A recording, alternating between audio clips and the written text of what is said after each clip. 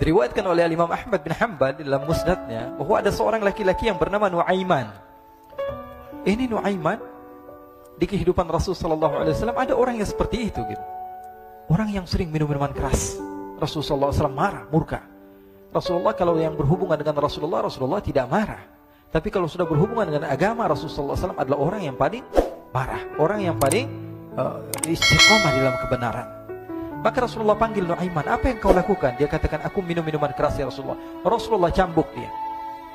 Kemudian dia bertobat kepada Allah. Kemudian ketahuan lagi minum. Kemudian dicambuk lagi oleh Rasulullah SAW. Sehingga sebagian sahabat memukul dia dengan pukulan yang banyak. Sehingga apa yang berlaku? Sebagian sahabat mengatakan, la'natullahi ala Nuaiman. Semoga Allah melaknat Nuaiman. Dia mempermainkan Rasulullah.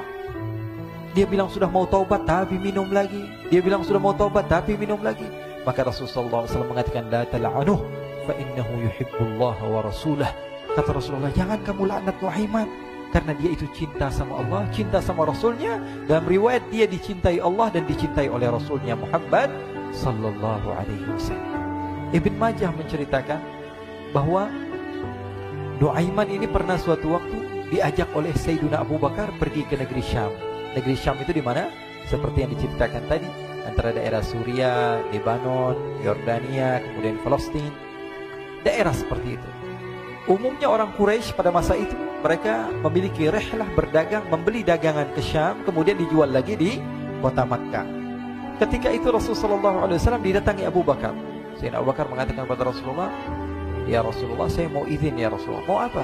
Saya mau ajak dua sahabat kamu ini ikut berdagang ya Rasulullah. Siapa kata Rasul? Nuaiman. Kata Rasulullah, Nuaiman kamu mau ajak? Mau ngapain? Biar seru-seruan aja ya Rasulullah. Kata Rasulullah, ya sudah, saya izinkan kamu bawa Nuaiman. Ketika itu Sayyidina Abu Bakar membawa Nuaiman sama satu sahabat namanya Suwaibid ibn Harmalah. Siapa namanya? Suwaibid ibn Harmalah. Ini sahabat Rasulullah SAW yang memiliki sifat yang berbeda-beda. Kalau Nuaiman ini aneh. Pernah Rasulullah SAW dibawain makanan banyak, dikasih Rasulullah, dikasih sahabat semua. Semuanya sudah makan, tiba-tiba si Nuaiman ini, sahabat Nabi Nuaiman mengatakan kepada Rasulullah, ya Rasulullah, ini yang penjualnya, tolong kau yang bayar ya Rasulullah. Makanan udah habis. Makanan udah habis, Rasulullah SAW bingung, saya yang bayar. Akhirnya Rasulullah katakan kepada sahabat, ayo keluarkan uang, kita patungan, kita bayar. Rasulullah aja dimainin, apalagi kita orang. Sallu ala Nabi Muhammad. Nuaiman diajak Sayyidina Abu Bakar. Kata Rasulullah SAW, benar kamu mau ajak Nuaiman? Iya ya Rasulullah. Diajaklah. Diceritakan dalam riwayat Ibn Majah. Diceritakan juga di dalam Siyar A'lam An-Nubala. Diceritakan juga di dalam musnadnya Imam Ahmad bin Hanbal. Dalam riwayat Imam Ahmad bin Hanbal. Maka diceritakan Nuaiman diajak oleh Sayyidina Abu Bakar. Sesampainya di negeri Syam, semua dibagi tugas. Fulan bin Fulan kerjaannya ini, Fulan bin Fulan kerjaannya ini. Semua memiliki kerjaan. Nuaiman tanya, wahai Abu Bakar, kerjaannya saya apa wahai Abu Bakar? Kata Sayyidina Abu Bakar, kamu mau ngapain terserah kamu wahai Nuaiman. Yang penting kamu ikut saya kan. Kemudian satu di antara mereka namanya Suwaibid ibn Harmalah. Ditanya oleh Sayyidina Abu Bakar, wahai Suwaibid, kamu mau kerjaan apa? Kata Suwaibid, terserah kamu wahai Abu Bakar. Kata Sayyidina Abu Bakar, kamu menjaga makanan, karena saya tahu kamu ini adalah orang yang senantiasa menjaga amanah. Suwaibid ini kalau disuruh maju dia maju, disuruh mundur dia mundur, disuruh ke kanan dia ke kanan, disuruh ke kiri dia ke kiri. Orang yang ikut aja. Kalau Nuaiman beda, disuruh maju dia ke belakang, kasih sen kanan ke kiri belok. Nuaiman itu orang yang berbeda. Maka Suwaibid mendapatkan tugas, semua mendapatkan tugas kecuali Nuaiman. Sehingga ikhwani, apa yang berlaku, apa yang terjadi? Sayyidina Abu Bakar pergi sibuk dengan kesibukannya, sehingga datanglah waktu siang. Nuaiman sudah lapar. Nuaiman cari makanan.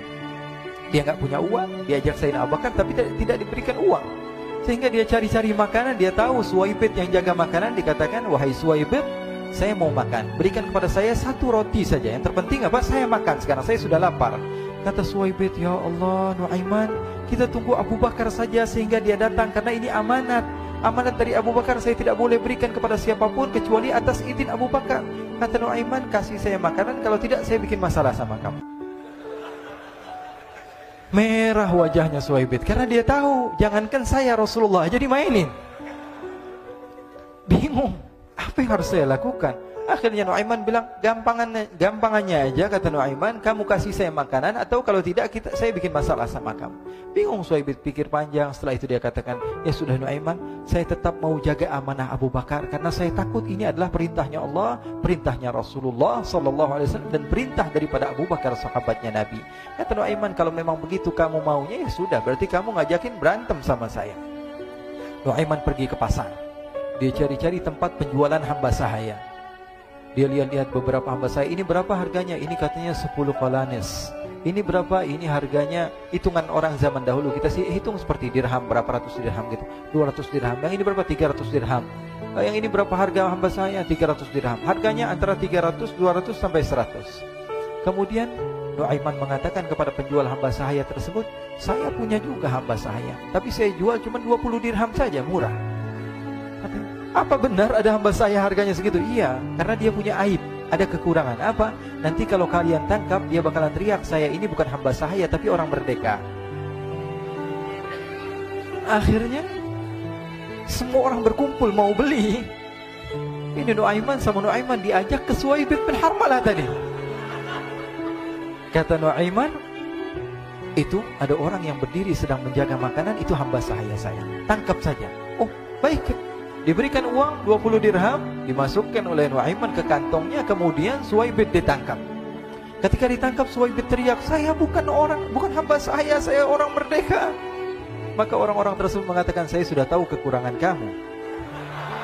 Ini memang kekurangan kamu, memang kamu, tapi saya tidak perlu dengan bacot kamu, yang penting kerjanya kamu gitu. Ya kan hamba saya untuk apa? Untuk kerja. Mau dia ngomong apa, mau ngomel, terserah, yang penting dia mau kerja. Akhirnya ditangkaplah Suhaib dan dijual di pasar. Nuaiman punya uang banyak ini. Dia beli makanan, dia beli minuman, dia beli hadiah buat Rasulullah. Dia beli macam-macam di negeri Syam ini. Waktu itu adalah superpower, adidaya Romawi. Pada masa itu semua barang mahal, tapi Nuaiman banyak uangnya. Dia belanja ini, belanja itu, sehingga Sayyidina Abu Bakar pun pulang. Ketika Sayyidina Abu Bakar pulang, Sayyidina Abu Bakar cari, mana ini Suhaib? Kita semua sudah lapar. Kata Nuaiman dengan mudahnya dia mengatakan, sudah saya jual wahai Abu Bakar. Maka Sayyidina Abu Bakar bertanya, apa yang kau lakukan wahai Nuaiman? Diceritakan oleh Nuaiman dengan jujur. Nuaiman ini orangnya apa adanya, tapi nyusahin. Saya jual. Akhirnya dibawa oleh Nuaiman, Sayyidina Abu Bakar pergi ke mana? Ke pasar. Lalu dibeli lagi oleh Sayyidina Abu Bakar As-Siddiq, Suhaib yang tadinya orang merdeka menjadi hamba sahaya sebentar, kemudian dibeli lagi oleh Sayyidina Abu Bakar. Pulang ke Madinah, kisah ini diceritakan di hadapan Rasulullah SAW. Maka perawi mengatakan, fadhahikan nabiyyu hatta badat nawajiduhu. Ketika diceritakan kisah Nuaiman tersebut dengan Suhaib, Rasulullah tertawa sejadi-jadinya, sehingga gigi geraham Rasulullah SAW nampak di wajah mata para sahabat. Sehingga perawi lain mengatakan, 1 tahun berlalu Rasulullah, setiap ada tamu yang datang kepada Rasulullah akan ceritakan kisah Nuaiman menjual Suhaib tersebut. Jadi ada ikhwani, jangan kalian kira Rasulullah SAW itu hidup di satu masa sahabat-sahabatnya itu seperti ustadz-ustadz yang khusyuk, yang kayak Habib bin Anis ini banyak. Bahkan ikhwani, mungkin di akhir karena masanya sudah habis, pernah suatu waktu Rasulullah SAW didatangi asyraf, delegasi dari beberapa negara yang ingin mengenal apa itu agama Islam. Sehingga mereka datang ke rumah Rasulullah SAW membawa unta, kendaraan yang ketika itu kendaraan yang paling mahal mereka miliki. Itu untanya yang paling mewah. Diikat di depan rumah Rasulullah SAW. Tamunya pun masuk, duduk bersama Rasulullah SAW. Di depan rumah Rasulullah SAW ada beberapa sahabat. Ada Sayyiduna Hamzah. Kalian tahu Sayyidina Hamzah adalah orang yang pemberani. Ada Sayyiduna Umar. Kalian tahu Sayyidina Umar adalah orang yang pemberani. Ada Sayyiduna Ali bin Abi Thalib. Ada Sayyiduna Sa'ad bin Abi Waqqas. 4 sahabat ini lagi nongkrong gitu depan rumahnya Rasulullah SAW, berjaga sebelum Allah Subhanahu wa taala turunkan ayat wallahu ya'simuka minan nas. Ketika mereka sedang asyik duduk, tiba-tiba Nuaiman datang. Ini Nuaiman kalau datang pasti bikin sesuatu yang aneh. Bahkan dikatakan tidaklah Rasulullah SAW dalam keadaan bersedih, kecuali Nuaiman datang Rasulullah akan tersenyum. Jadi sebagian sahabat itu senang kalau sudah Nuaiman datang, pasti Rasulullah bahagia. Tapi ketika itu Nuaiman datang, ingin duduk bareng-bareng Sayyidina Hamzah. Sayyidina Hamzah katakan kepada Nuaiman, bercanda begitu. Nuaiman, kamu lihat unta orang datang dari luar Arab ini. Lihat, kata Nuaiman, ini besar banget, ini badannya besar gitu. Dagingnya pasti banyak. Iya nih, kalau kita sate enak nih ntar malam. Kata Nuaiman. Kata Sayyidina Hamzah, apakah kamu berani? Kata Nuaiman, saya berani aja asal kalian gak bilang sama Rasulullah.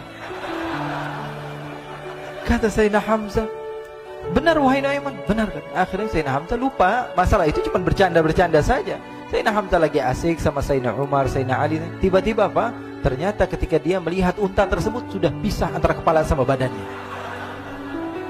Nuaiman mengatakan, wahai Hamzah, ini unta saya sudah potong, saya mau pergi sebentar. Kalau Rasulullah cari saya, tolong jangan beritahu di mana saya. Nanti kalau keadaan sudah aman, mari kita nyate bareng-bareng. Ini ada yang seperti itu di zaman Rasulullah SAW. Maka dia pun berlari dan berlari mencari satu tempat supaya Rasulullah SAW dia selamat daripada Rasulullah SAW. Sehingga Sayyidina Hamzah bingung, ini kalau Rasulullah keluar gimana? Ada Hamzah Asadullah, ada Ali bin Abi Thalib, ada Umar, gak bisa jaga kendaraannya, tamunya Rasulullah Sallallahu Alaihi Wasallam. Akhirnya benar apa yang terjadi, ikhwani. Rasulullah Sallallahu Alaihi Wasallam tamunya mau pulang. Ketika dia buka pintu tamu, melihat apa? Untanya sudah begitu. Mereka teriak, wa naqatah, unta kami wahai Muhammad. Baru mau kenal Islam, unta kami, kendaraan kami sudah dibuang. Rasulullah SAW lihat Sayyidina Hamzah, lihat Sayyidina Ali. Mereka gak bisa ngomong, mereka hanya bilang apa? Nuaiman ya Rasulullah. Rasulullah perintahkan Sayyidina Umar, wahai Umar, sekarang kamu ambil uang, kemudian kamu gantikan, kemudian kamu berikan 2 kali lipat daripada harta unta ini, sehingga apa?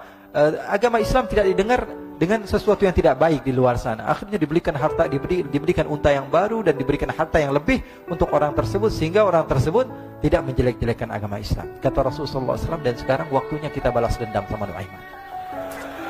Nuaiman ternyata berlari tempat yang jauh sampai hampir keluar dari kota Madinah. Dia dapatkan seorang sahabat Nabi yang hadir juga dalam peperangan Badar, namanya Al-Miqdad bin Al-Aswad. Siapa namanya? Al-Miqdad bin Al-Aswad ketika itu sedang menggali sumur. Ketika sedang menggali sumur, Nuaiman datang.